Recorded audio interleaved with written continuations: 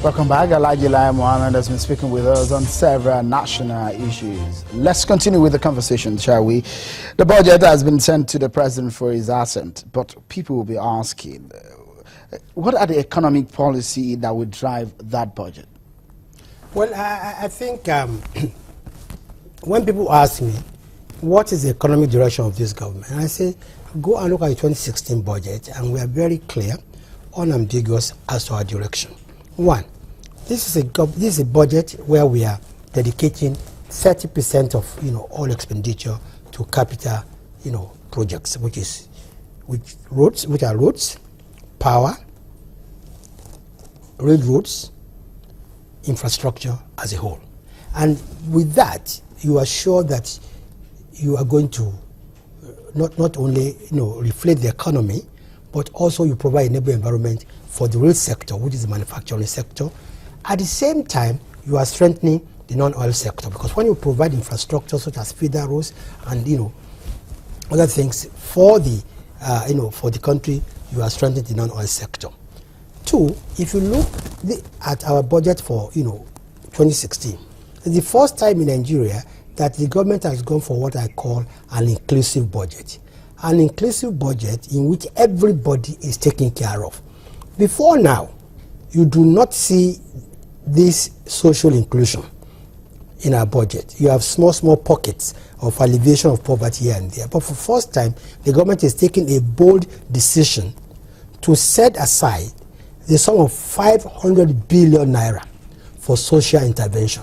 And that's realistic? Absolutely realistic. But see, again, people must understand, what is this 500 billion social intervention? What is it all about? It's into 6 different segments. The first segment is the employment of 500,000 unemployed graduates.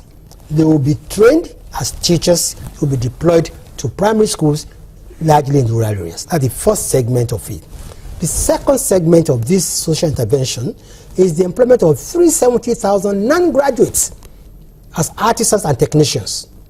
The third segment of it is the homegrown 1 meal a day for 4.5 million primary school students older than Nigeria. That's sustainable. Absolutely, we've worked it out. And here, the federal government is taking care of 1 meal a day in all primary schools from primaries 1 to 3, hoping to encourage state governments to take over primaries 4 to 6. We chose primaries 1 to 3 because these are the most vulnerable years of any child's educational program. But you can imagine the exponential effect of 1 meal a day.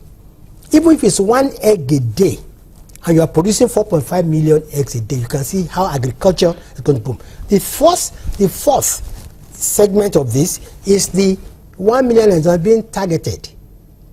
Farmers, market women, artisans, traders, entrepreneurs, who will be trained and will be given money through their cooperatives to start their own business.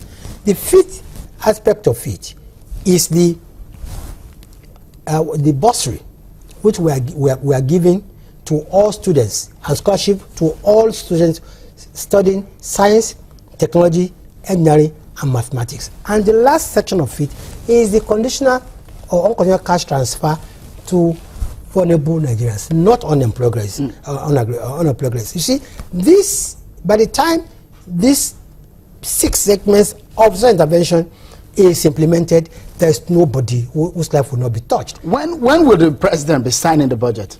Well, the president will sign the budget when he comes back from China. When is that? Well, I think he's come back. Today is about 15. He comes back on 15th. When he comes back, he looks at the budget. One thought that the president will sign before he leaves. You see, Shehu, this is not a Nescafe instant coffee. The National Assembly sent the details to us on Thursday to show the sense of urgency. The president called an emergency meeting of FEC on Friday. We looked at it. Each minister made his own comments, returned it back to the Minister for Budget, and for further study. So I don't think that we are not doing what we want to do in respect to the budget. Alhaji Lai Mohammed, a lot of Nigerians are expectant. They are waiting for the delivery of the of what you promised before the election. In just less 30 seconds, because we have to go. If you look at the camera, what would you tell Nigerians? A lot of people, some of them who cannot even feed today as we speak, and they are waiting for the APC government to deliver. I will tell Nigerians, and I'm telling them with all sense of integrity and all sense of seriousness, that change they voted for is real.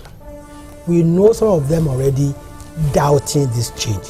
This change will come. I know some of them are even saying that, oh, they have entered a one-chance bus. No. The drivers and conductors of one-chance bus were driven away a long time ago. This particular change is real. We are at the planning stage, and when this planning starts yielding fruit, Nigerians will know that there is a good life before them. Alhaji Lai Mohammed, Minister of Information, many thanks for talking to us on the program.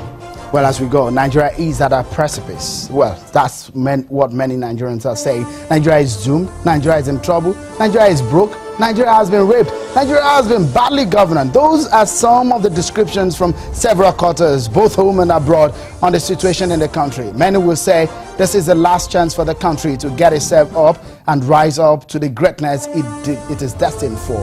Singapore, Malaysia, Brazil, and some other countries that were in similar or perhaps much lower economic status less than 2 decades ago have caught up and overtaken Nigeria. The continent's most populous and biggest economy is gasping for help.